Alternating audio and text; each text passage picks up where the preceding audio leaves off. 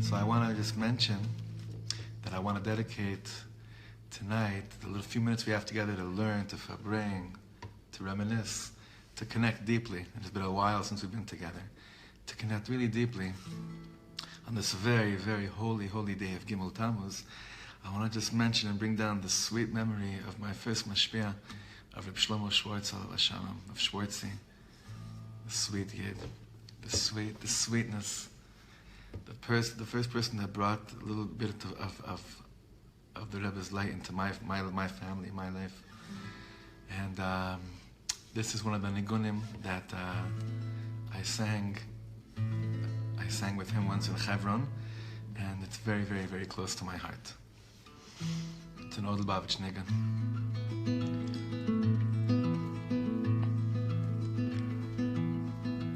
Oh, na na na na na, oh, di da da, oh, na na ma ma ma, oh, di da da,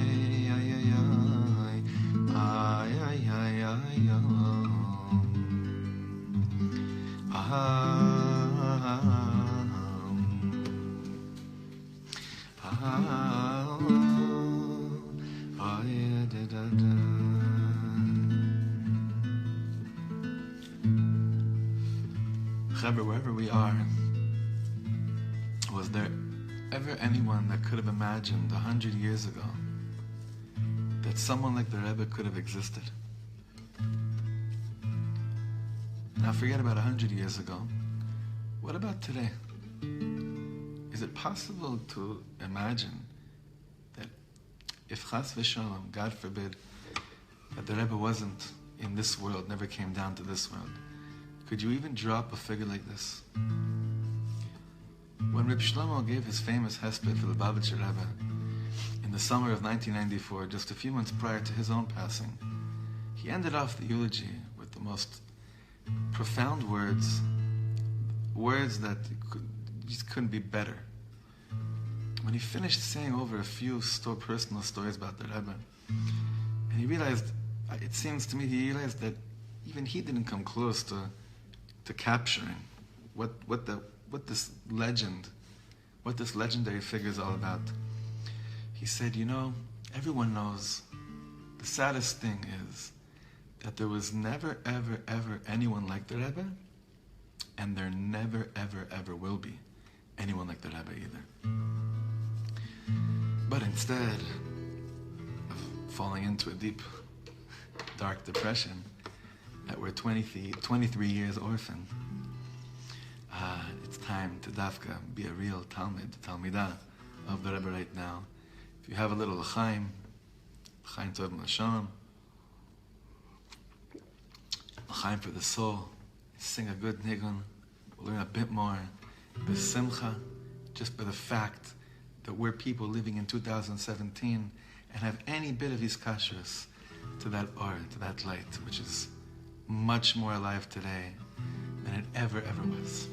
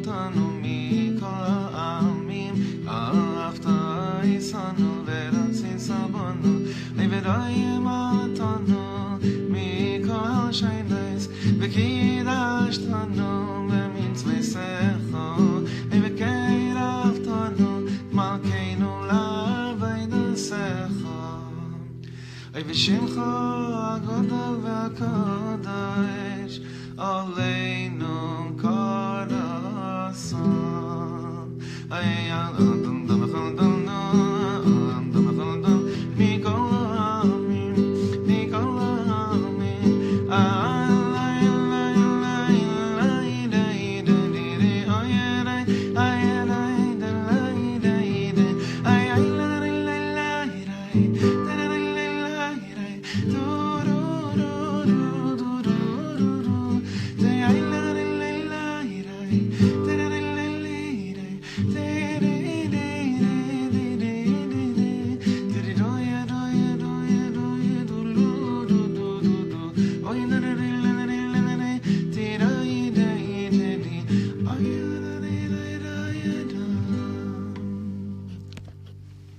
share with you a dream that I had about 15 years ago, and it was such a clear dream. After it happened, I didn't have to think too hard what the message was, but it reminds me of a meme that I saw on Facebook yesterday, of a picture of the Rebbe kind of going like this, looking just fire bright, shining bright, and the Rebbe looks at you straight in the face and says, "Who told you that you can't change over the whole world today? Who told you can't change over the whole world today?" So the dream that I had was that I was a teenager, and I was waiting by the Rebbe by 770, waiting for him to come out of the car and walk up the stairs inside the building. Somehow, I don't know how I was able to do this in my dream. I'm following him from behind, and I'm following him till he goes into his office, and I'm just sitting right in front of the Rebbe. And, no, I'm sorry, we were still standing, so we're sitting down. And I wanted to get the Rebbe's attention. And I said, "Rebbe, ich bin ein zerbrochener Kohen," which means, "Rebbe, I'm a depressed Kohen." I have no idea why I said that.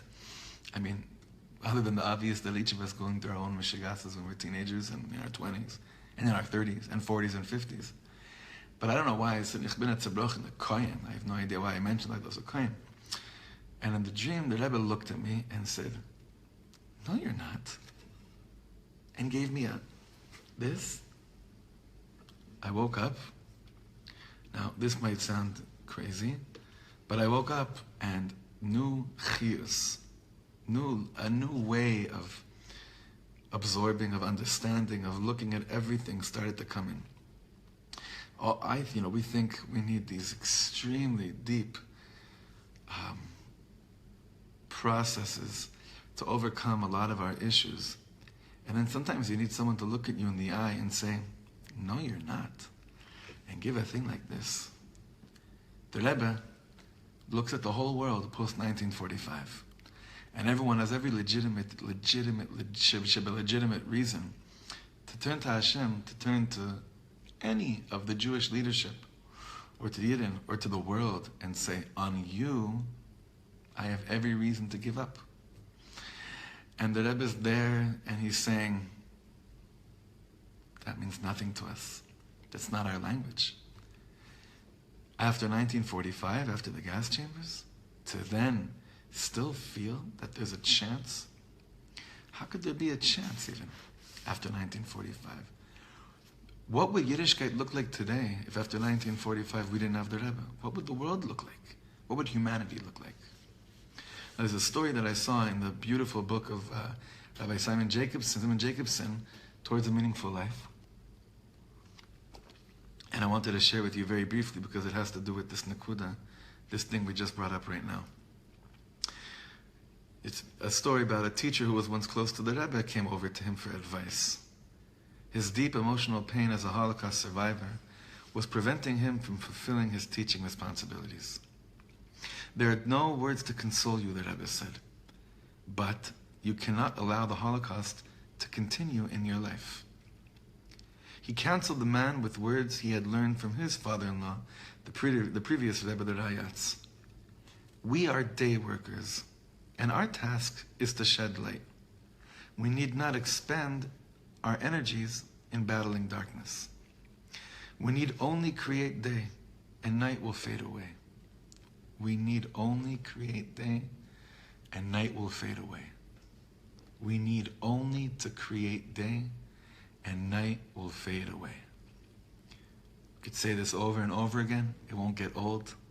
Maybe some of you will write a great song, those lyrics. But the Rebbe's approach, the Rebbe taking in from his father-in-law this concept of you could always spend time trying to battle with darkness.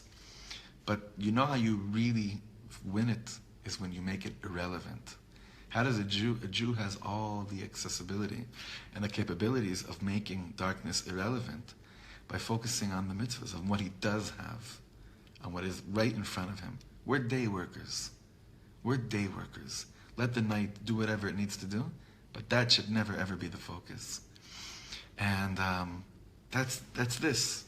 That's this. That's looking at you and saying, giving you a l'chaim. It's not saying I'm ignoring the hardship. It's just saying we're here to work. We're here to make it happen. We're here to shake heaven and earth like never before.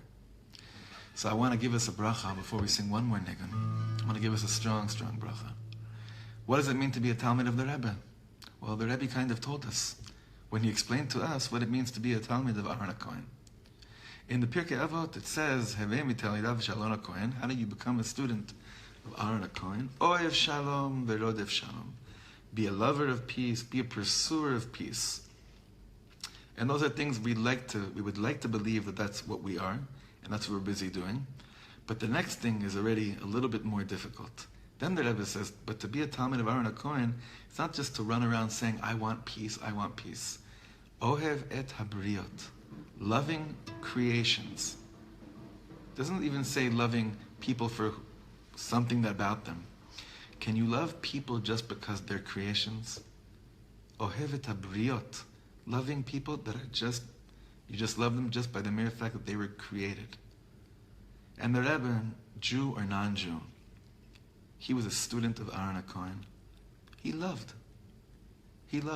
Like I once heard from Rabbi Y.Y. Jacobson, a little girl was online for dollars, one of the last dollars that took place on a Sunday afternoon. And she came to the Rebbe, and when it was her turn, she said to him, Rebbe, I love you. Well, a little bit of an awkward situation over there. A little girl of 6 or 7 saying, Rebbe, I love you. What's the Rebbe going to say? The Rebbe gives her $1. And then he calls her back. He gives her one more $1. He says, and this is for the love. This is for the love. Heilige Rebbe, we're holding on. It's 23 years. Yalla. Yalla. Yalla. Ad Masai. Ad Masai. Until when? Until when?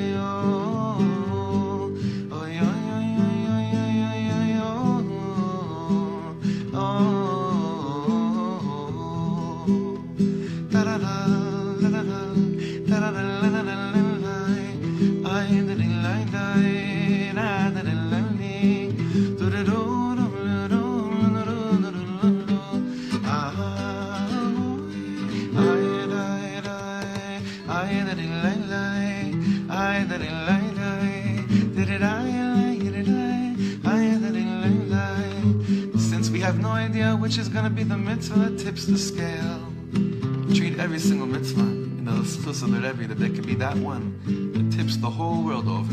Like the Rebbe was so big on one pair of tefillin, one Shabbos candle, one mezuzah, one sefer. We have no idea what it's going to take. Let's make sure the next one could be the one. L'chaim.